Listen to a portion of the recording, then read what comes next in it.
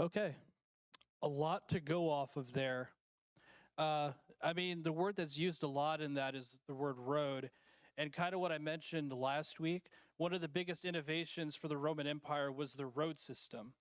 It allowed them to move throughout throughout the empire, allowed them to export goods, also helped their armies be able to move quicker.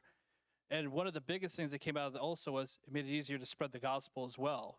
It made travel that much easier, so it took less time. You could cover more ground. And then, of course, with Paul, he had his own Damascus road that changed his life forever. And then, as you saw at the beginning of the video, the first road that he was at. But also, when he was talking about the Roman road in the Bible, which is the 5 passages, which is basically a roadmap to salvation. That's one of the cool things about Paul's writing. It's very straightforward, and in this case too, it's straightforward and it maps it out for you. There's no guesswork. There's no trying to read between the lines. It's pretty blunt and clear as to what he wrote in that letter for this. So taking a look at the first step of the road again, Romans 3:23, for all have sinned and fall short of the glory of God. I mean, pretty simple. We're all sinners. And sometimes that's really tough to hear. And I think when you hear that too, it kind of goes into the title of the video tonight, which was not good enough. Because I think we all, at one point or another, struggle with that. I know with me, I've struggled with it most of my life. I still struggle with it now. So to hear that, especially if you're brand new into Christianity, you hear that like, well, that's kind of bleak at the beginning. I already feel bad enough about myself.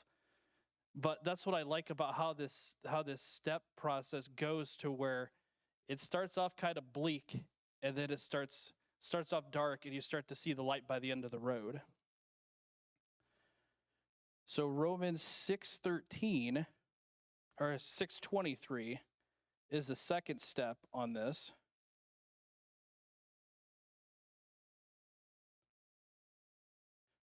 Okay. If my Bible app would communicate,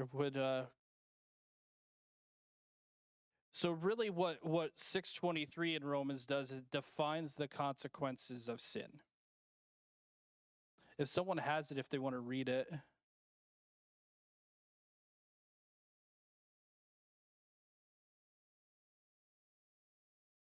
So again, Paul's pretty clear as to what happens through sin. And then you move to the third step, which is Romans 5:8. And really that paints a picture of God's love for us. Even at our worst, he loves us. And I think that's where you start to see the light coming in this journey down this road, where you see even at our lowest, God looks at us and says, yeah, you're a sinner. You're not worthy of this, but I love you anyway.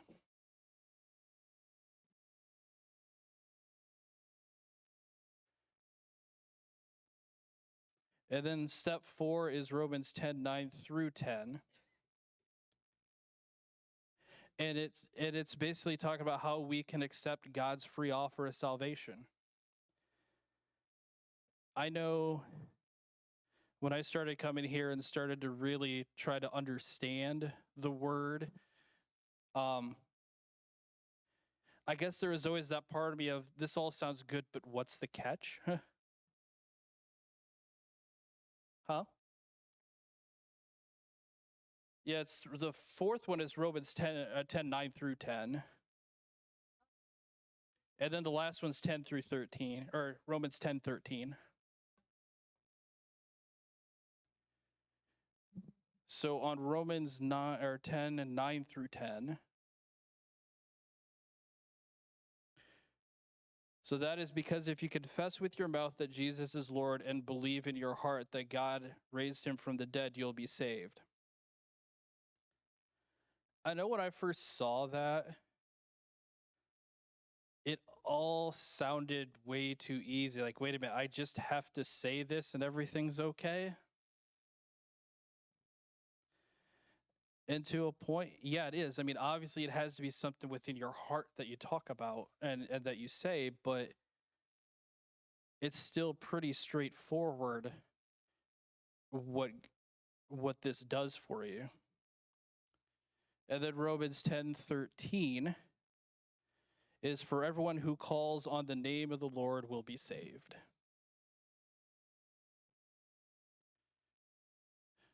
So it's a pretty nice roadmap step by step through your salvation and how he uses the word worth too in the video a few times. And there is a question on within the study guide, a couple of them that tie into each other. One of them was, do you ever compare yourself to other Christians? I know I have from time to time. It's kind of, I guess it's kind of our nature to kind of compare ourselves. You see some like, if I could only be a tenth of what they are. I remember when I first started coming here at Coralisa, like, geez, if I could just bottle part of that, I would be well on my way. And then it ties into this question too is, and he mentioned it too, is why is it so easy for us to think we have to earn God's love? So if you're already low enough to compare yourself to other people, so then you feel like you have to do more. And I think when I started here, that's what I did. I mean, I have a desire to learn. I love learning, and I was reading everything. But I think also part of it was it's what I felt I had to do. And to know that, like,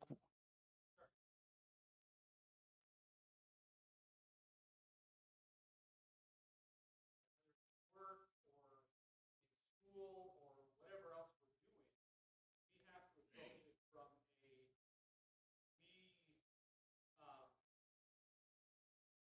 I gotta earn my teacher's approval. I gotta earn a good grade. I gotta earn my coach's approval. Especially in the West, nothing's free. Someone pays for it. The old adage of there's no such thing as a free lunch. Someone's paying, even if it's the person who owns the restaurant, right? They're the ones paying for it. Uh, so that happens, but when it comes to our Christian walk,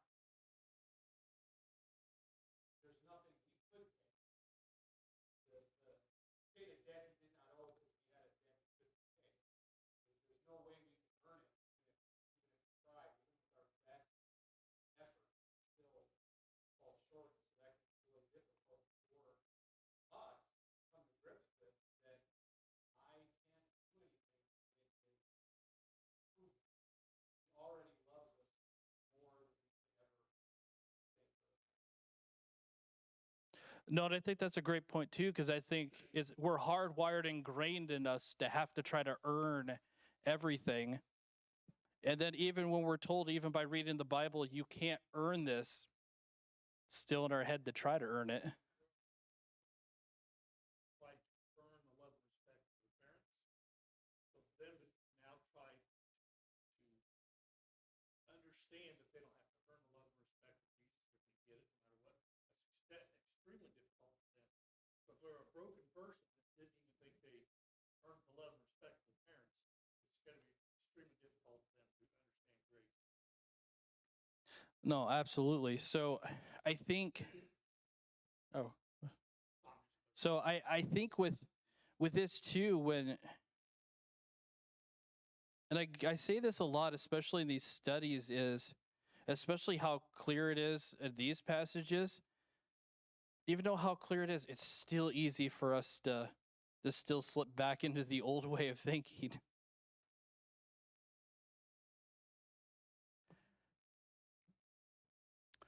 So let's see here. Flipping back over to the study guide here.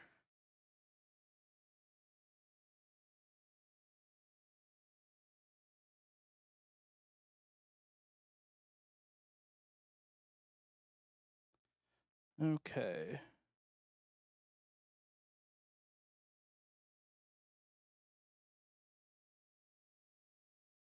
So going back to Romans 5:8, the phrase, or it's what is the significance of while we were still sinners? How do you describe a love like this?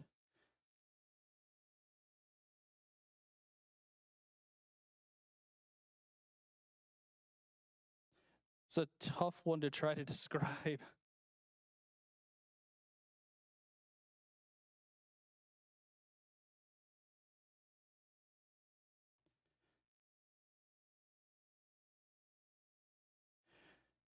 I guess when you look at it too, this is one of those questions that you can try to answer it, and I think there really isn't a wrong answer to it. The sheer fact of he sent his son to die for us, and even then, I don't think there's a way to measure that kind of love and affection.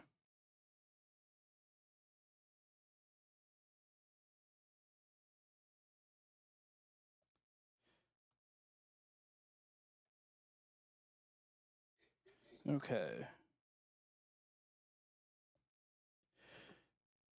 So then in Romans 9:10, when it talks about confessing Jesus as Lord, um, how does that confession go hand in hand with repenting your sins and surrendering your will to God?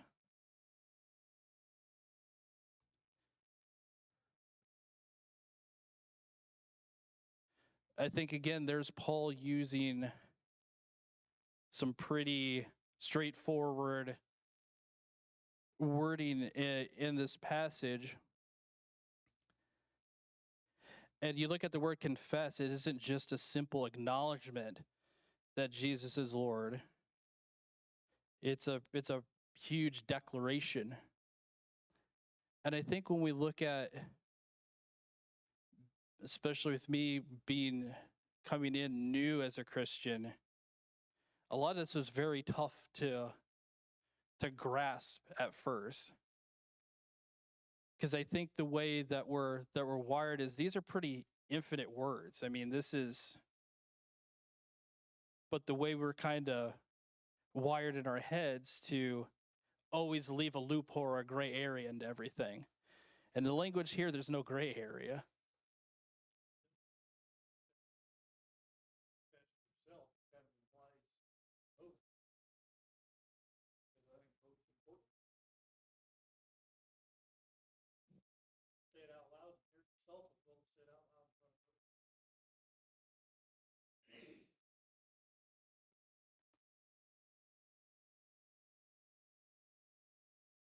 Okay.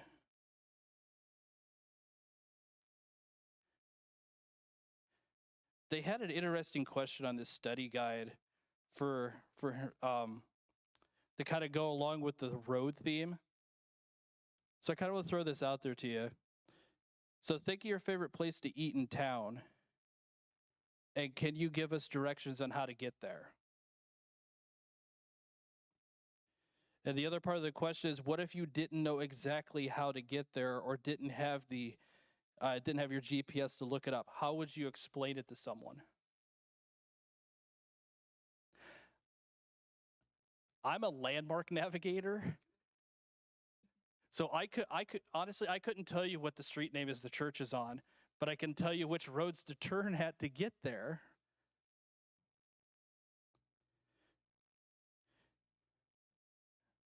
But eventually, no matter how you explain it, whether you're perfect like the GPS or you're a landmark, you still get to the same spot.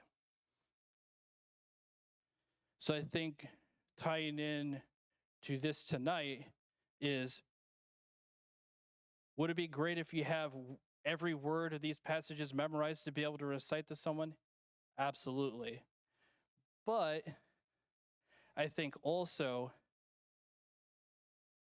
you can get the point across as well.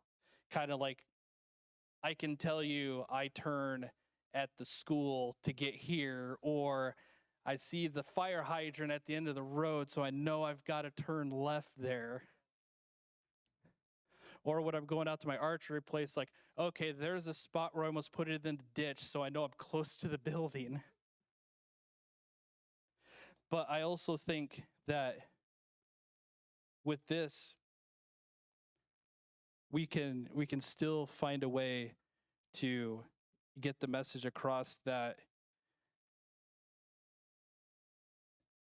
it's a step by step, it's a process, but it's a process that is very rewarding and something that can change your life.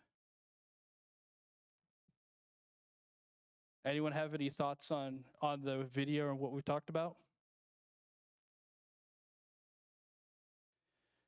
I know one thing, it makes me want to go to Rome.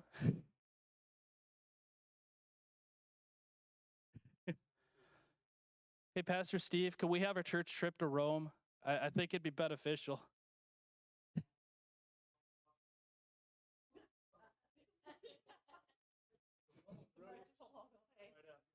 Oh,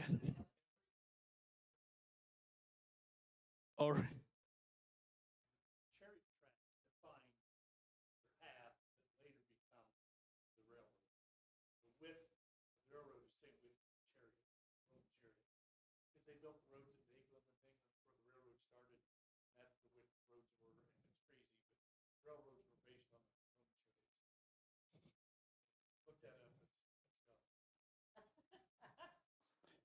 what if we see someone bringing a poster of a picture of Rome? Like, here you go, Scott. Here's your Roman trip.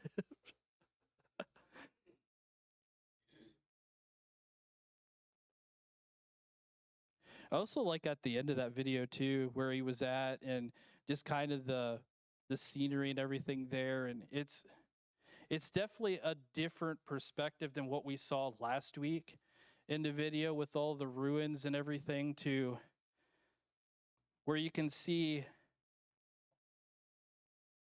especially at part of today where it talks about how sin can destroy.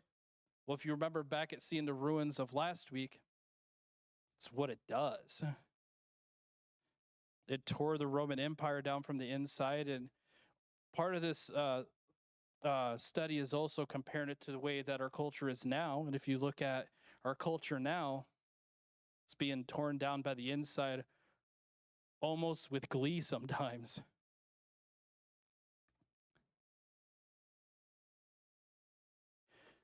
There's another verse in here too that they threw in. It was Acts 2:21.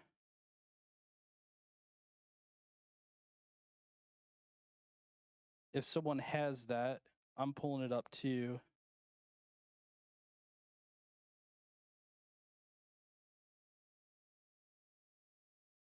Okay, I've got it. And it shall come to pass that everyone who calls upon the name of the Lord shall be saved. So almost exact same wording in two different parts of the Bible. And I'm finding out a lot of this, that when you see that, pretty important.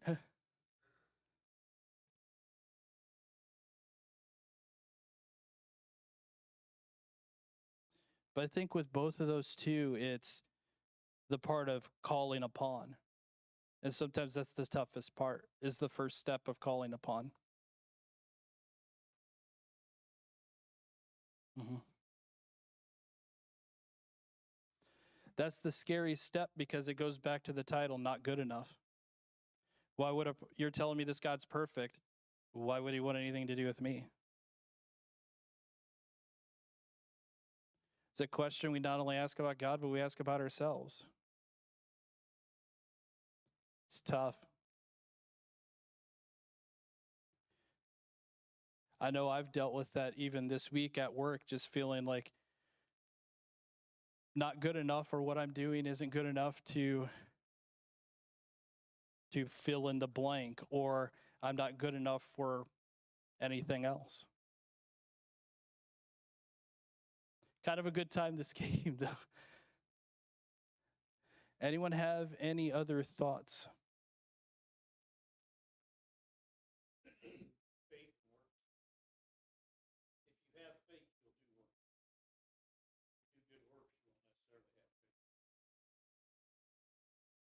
Mm-hmm.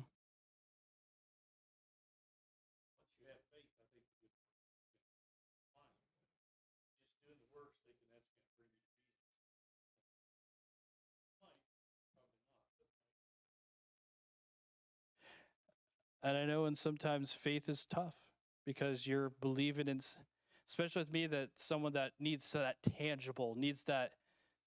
It doesn't work like that with God, though. So that's where I kind of run into problems a lot of times where I try, but it's like, well, but where's the tangible evidence that it's happening?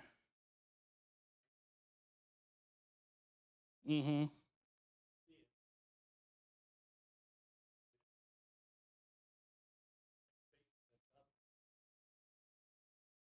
And also with that too, it's something that Pastor Steve has mentioned a couple times about time. We can't get it back. So a lot of times we're spending our time trying to find that tangible or trying to wrap our head around something else. And we end up wasting time that we can't get back.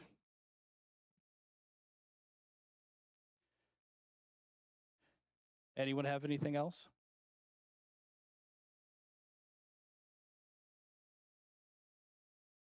That is all I have for tonight. So I think we will end the stream here. Thank you everyone for watching, and we'll go up and pray here in a few minutes.